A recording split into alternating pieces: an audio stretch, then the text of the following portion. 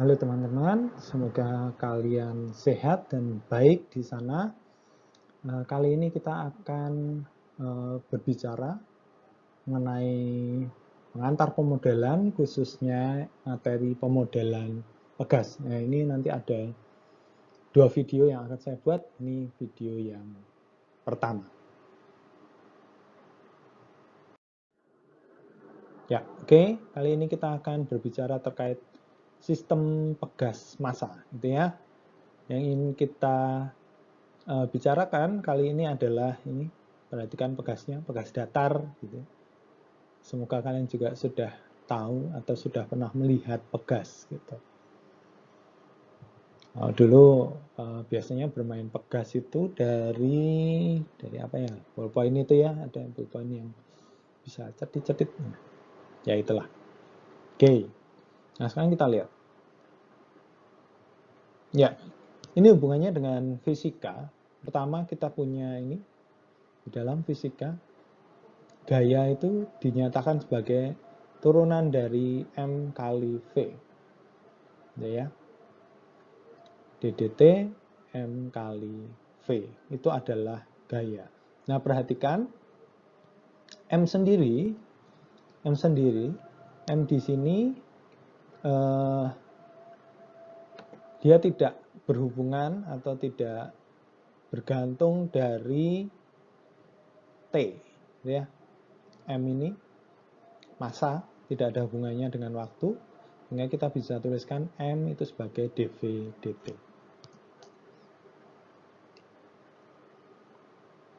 Nah, kemudian V ini bisa kita nyatakan sebagai dx dt. Atau mungkin kalian lebih familiar dengan ds dt, ya sama saja. Jadi jarak, perubahan jarak terhadap waktu. Oleh karena itu, dari dua persamaan ini, gitu ya, V-nya saya ganti dengan dx dt, berarti ini akan diperoleh F itu adalah M d kuadrat X dt kuadrat. Sebentar, kalau bingung, ini ya. Nanti ini di sini. Nanti ini kan sama dengan gitu ya. M, kemudian ddt dari dx dt. Nah, ini ddt dx dt. Artinya ini sama aja M. Ya, simpelnya ini D-nya 2 gitu ya. D kuadrat X. Nah, ini dt-nya 2. Ditulis dt kuadrat. Seperti itu. Lanjut. Nah, ini keterangannya.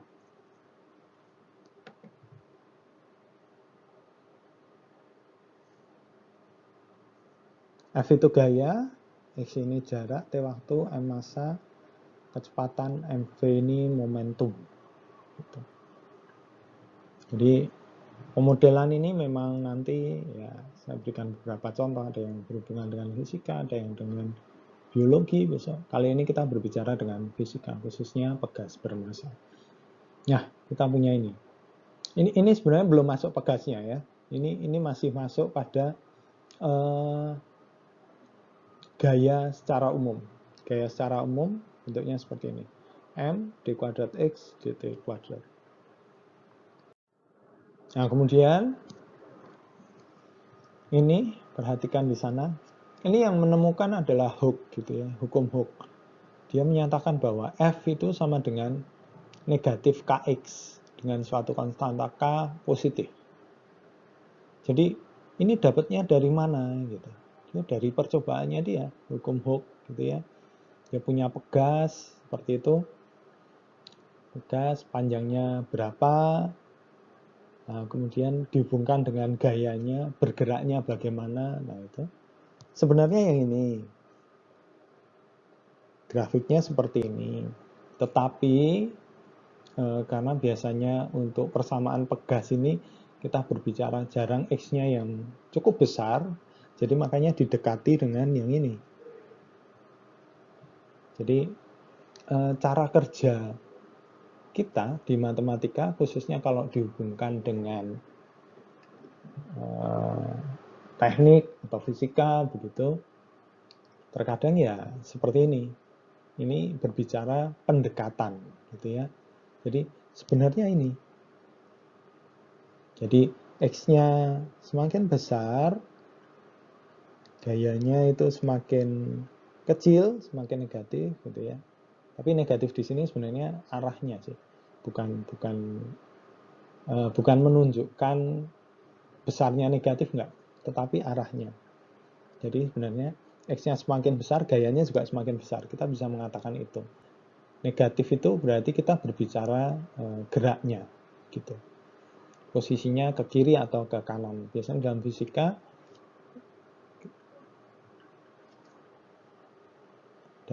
negatif itu identik dengan ke kiri, gitu ya. Kalau positif itu identik dengan ke kanan. Seperti itu.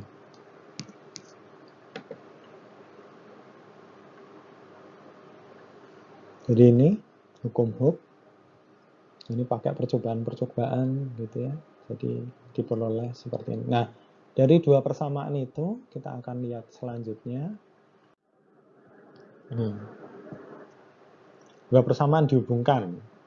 F-nya disubstitusikan dengan F. Jadi kita punya ini negatif Kx sama dengan M d kuadrat X dt kuadrat. Ya, dari sini diperoleh apa? Diperoleh persamaan seperti ini. Persamaan apa ini? Ya, ini adalah persamaan diferensial. Persamaan diferensial orde 2, kemudian ini koefisiennya konstan, K ini konstan, M itu massa juga konstan. Sehingga solusinya, silahkan nanti kalian coba cek gitu ya. Solusinya ini. X-nya sama dengan C1 cos omega T plus C2 sin omega T. Omeganya apa? Omeganya adalah akar K per M. Nah, kita sudah bisa dapat ini persamaan pegas datar. Oh iya, maaf tadi saya belum mengatakan. Asumsi di sini asumsi tidak ada gesekan ya di awal. Jadi kita hanya melihat ya pegasnya itu saja gitu. Tidak melihat gaya yang lain. Jadi ya ini persamaan pegas datar itu yang ini. Ini persamaannya. Persamaan pegas datar. Ini silakan cek gitu ya. Ini PD order 2. Ini koefisien konstan. Ya. Itu untuk order tinggi yang mudah saya rasa untuk koefisien konstan. Mungkin nanti bisa dicek dengan catatan kalian di PD. Ini omeganya ini. Nah, kemudian sekarang begini, permasalahannya adalah terkadang dengan kita melihat apa namanya?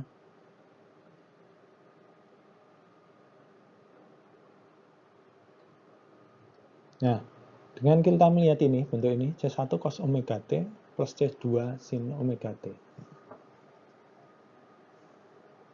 Kita tidak bisa membayangkan seperti apa grafiknya. Permasalahannya di sana. Kalau hanya cos saja, mungkin kita bisa membayangkan. Atau sinus saja, mungkin bisa membayangkan. Tapi kalau jumlahan sinus dengan cos, nah ini cukup sulit. Gitu ya. Oleh karena itu, untuk memudahkan, kira-kira grafiknya seperti apa? Ya, kita lihat ini.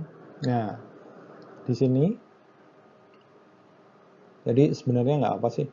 Jadi kalau di dalam grafik Cartesius gitu ya, kalian kan bisa tulis ini sebagai C2, C1. Mau dibuat C1, C2 juga boleh, nggak masalah. Gitu ya, nggak masalah. Nah, C2, C1, tapi ini di sini contohnya adalah C2, C1. Mau C1, C2 tidak masalah, tapi nanti mungkin akan sedikit berbeda bentuk akhirnya. Nah, perhatikan ini, kemudian ditarik satu garis itu ke titik ini.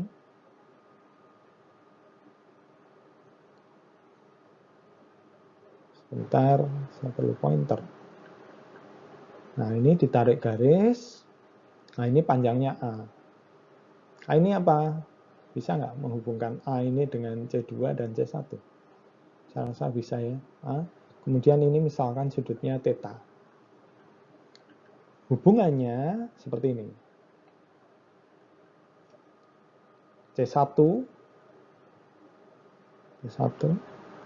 jadi ini kan panjangnya C1 ini. C1, panjang ini adalah C2. C1 berarti A sin theta. Atau sebenarnya C1 per A, begitu ya, sama dengan sinus theta. Sebaliknya, C2 per A sama dengan cos theta. Dari sini diperoleh, ini C1 sama dengan A sin theta, C2 sama dengan A cos theta. Nah, ini kita punya dua persamaan di sana. Dua persamaan.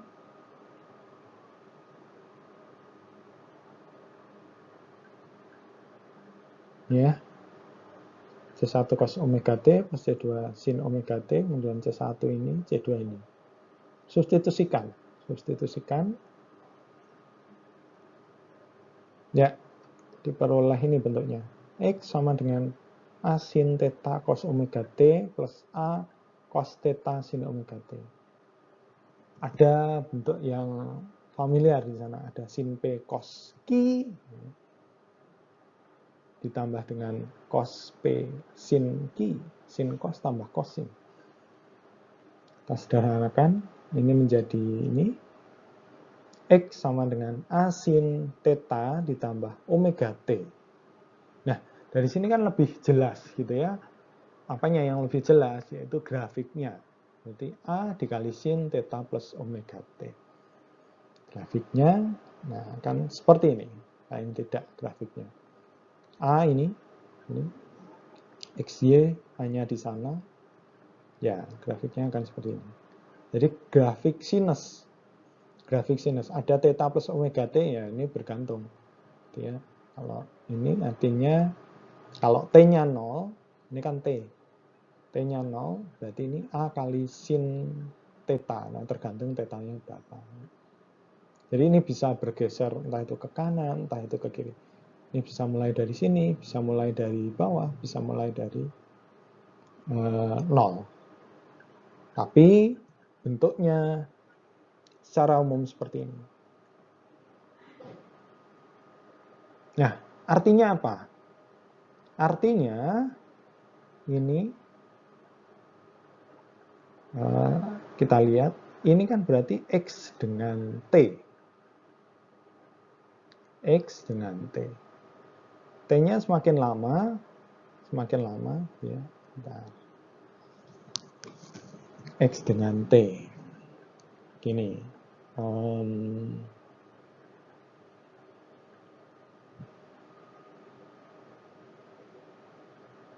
Ya, misalkan seperti ini.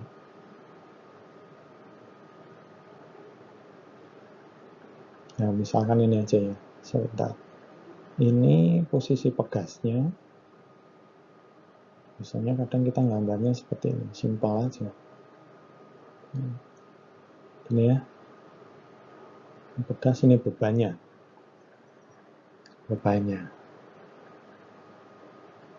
Nah, pergerakan ini artinya begini.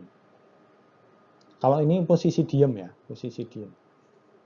Ketika ini, posisi awalnya ini, posisi diamnya misalkan di sini.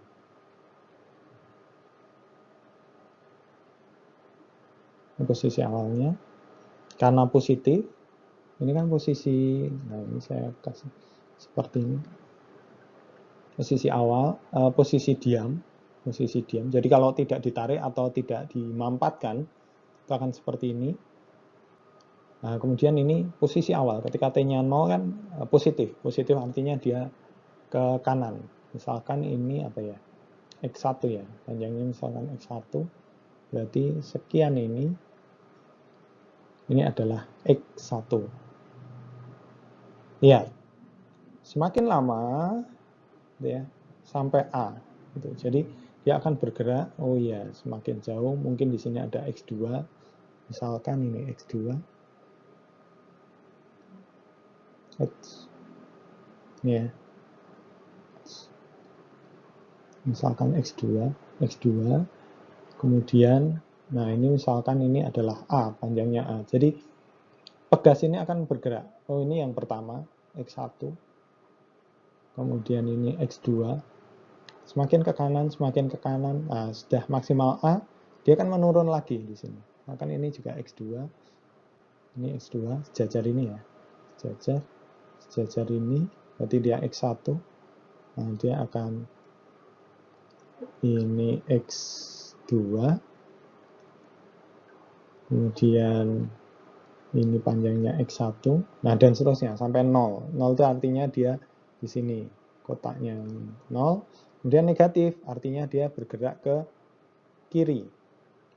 Misalkan di sana. Nah, mungkin di sana. Nah, jadi begini geraknya gitu ya. Ke kanan mentok, balik ke kiri, kemudian di posisi awal, kemudian ke kiri, mentok, nanti gantian, dan seterusnya.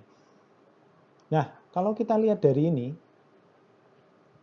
kita lihat grafik sinus itu kan artinya dia akan seperti ini terus. Artinya apa? Semakin lama T gitu ya, T menuju tak hingga, apa yang terjadi? Ya sudah, dia bergerak terus.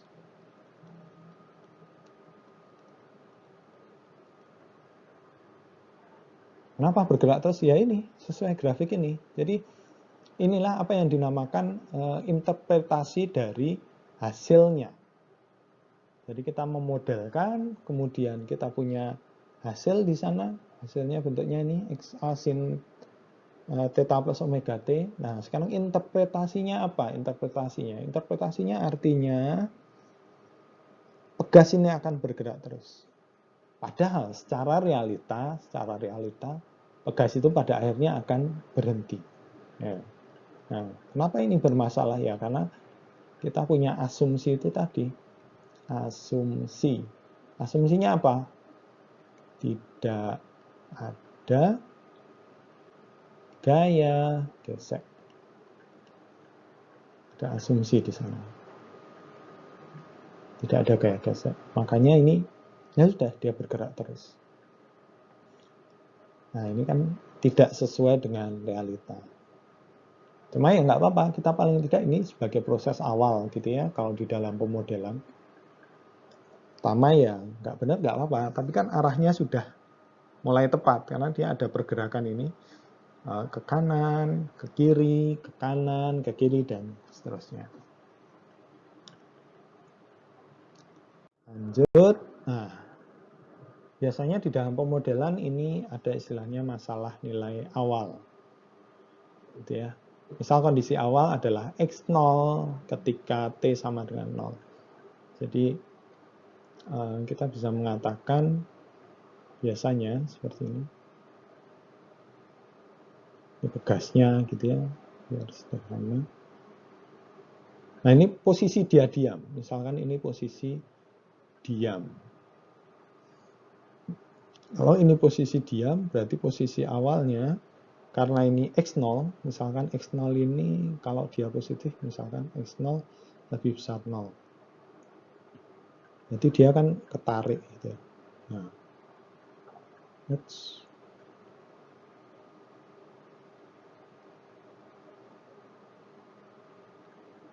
nah ini dikatakan sebagai titik 0 atau X nilainya 0.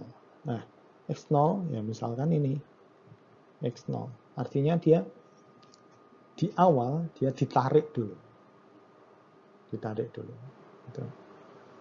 X0 sama dengan X ketika T-nya 0 sama dengan X0. Kemudian ini dx dt 0 sama dengan 0. Artinya apa? Artinya dia ketika T0 dia nggak punya kecepatan atau dia diem ini, nggak punya kecepatan. Diem. Nah, dari masalah nilai awal ini kita akan selesaikan yang tadi, kita buat lebih spesifik. penyelesaiannya. Nah, ini perhatikan ini. Ini solusinya. Ya. Kita punya ini tadi, solusi ini di awal, secara umum. Solusi umum, kemudian syarat awal, X0-nya X0.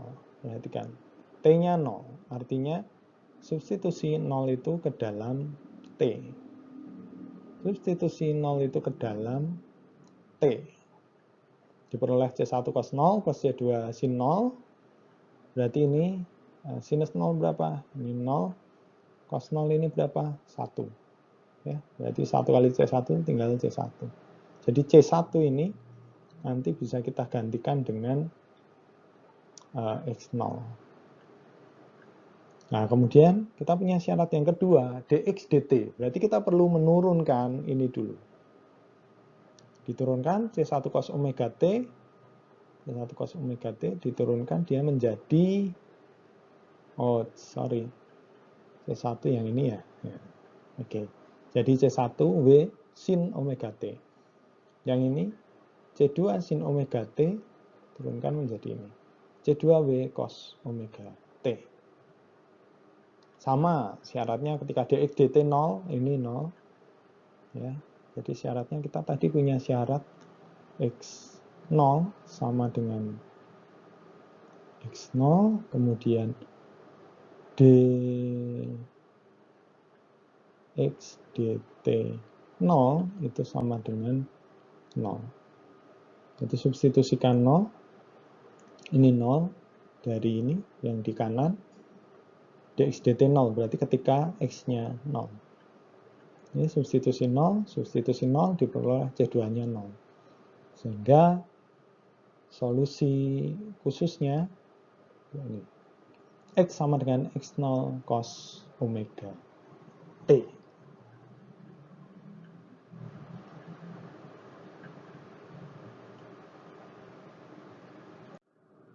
Nah, sekarang kita punya istilah lain lagi di dalam pemodelan, ada periode dan amplitudo. Kalau kalian ingat ini fungsi periodik. Ini ada fungsi periodik T.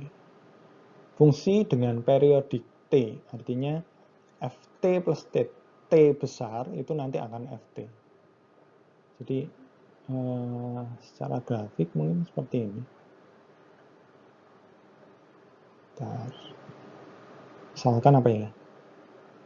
Nah, ini ya. Saya berikan contohnya. Ini misalkan sekian ini adalah T. T besar. T besar.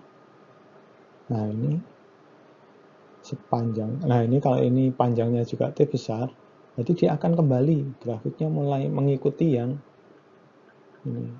Nah, jadi bergantian gitu. Artinya terus menerus. Oh, ini seperti ini. Kemudian setelah T ya balik lagi ke awalnya ini. T. Kalau ada lagi berarti balik lagi ke sana dan seterusnya. Itu fungsi periodik. Nah, ini kalau kita cermati ini A bisa dicek ini A. Karena sinus itu kan maksimal 1. 1 kali A berarti paling tinggi itu A. Nah, ini periodik ini. Ini periodik. Dia kembali lagi ke bentuk yang. Jadi sejauh T dia kembali ke bentuk awalnya. Ini juga saya rasa dari sini sampai sini berarti ini juga T. Namanya periodik. Ini amplitudonya. Jadi kalau kalian ingat di fisika, amplitudo itu apa sih? Simpangan terbesar. Nah, ini kan titik awalnya kan ini, sumbu. Simpangan terbesar berarti ini. Ini amplitudo. Nah, ini periode atau periodik. Nah, kita lihat kita punya apa? Ft plus T besar sama dengan Ft. Tadi kita punya X0 cos omega T. Kalau saya ganti dengan ini, T di sini saya ganti dengan T plus T kapital, berarti ini menjadi X0 cos omega T plus T kapital. Ya, dari sini, nah ini kalian perlu mengingat-ingat persamaan trigonometri. X0 sama dengan X0 ini bisa saya coret, gitu ya, bisa dihilangkan. Nah, kalau cos nggak sembarangan ini, tidak boleh sembarangan. Tidak boleh sembarangan dicoret. Maka ini sama dengan ini, tidak seperti itu. Tapi karena cos itu fungsi periodik, berarti omega T plus T besar itu sama dengan omega T plus 2pi. 2pi itu dari mana? 2pi ya periodiknya cos. Ya, 2pi. Sehingga ini kan omega T, ini nanti hilang dengan ini. Kemudian ini ada omega kali T besar. Ya, ada omega, berarti sisanya omega kali T besar itu sama dengan 2pi. Sehingga T-nya adalah 2pi per omega. Nah, ini periodiknya adalah 2pi per omega. Ini periodiknya. 2pi per omega. Artinya apa? Jadi setiap 2pi per omega dia akan berulang.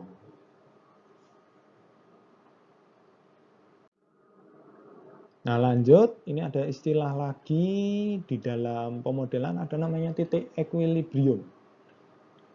Atau ini titik kesetimbangan. Apalagi itu Pak, gitu ya. Titik kesetimbangan. Nah, artinya setimbang itu diam, tidak bergerak. Kapan? Kalau dia tidak bergerak ketika kecepatannya 0 dan percepatannya juga 0. Jadi benar-benar diam. Karena kalau percepatannya ada itu artinya dia kan akan bergerak kalau percepatannya masih ada. Tapi ketika percepatannya 0, ya sudah, dia benar-benar berhenti. Nah, ternyata sudah selesai. Nah, ini kira-kira bisa nggak kalian mencoba ini? Jadi silahkan tadi apa yang sudah saya jelaskan, coba untuk dipahami. Gitu. Ini kalau kita ketemu melalui video conference, silahkan yang masih kurang jelas, silahkan ditanyakan. Dan ini ada 3 soal, coba dikerjakan dulu. Ketika video conference besok, kita bahas ini. Ya, semoga ini membantu kalian dalam belajar. Jadi daripada membaca itu juga tidak mudah memang. Saya menyadari untuk membaca materi di buku pada khususnya pemodelan ini tidak mudah. Jadi harapannya ini membantu kalian belajar dan silahkan untuk dicoba untuk mengecek apa kalian sebenarnya sudah paham atau belum sih apa yang dijelaskan di depan. Sekian dari saya, terima kasih.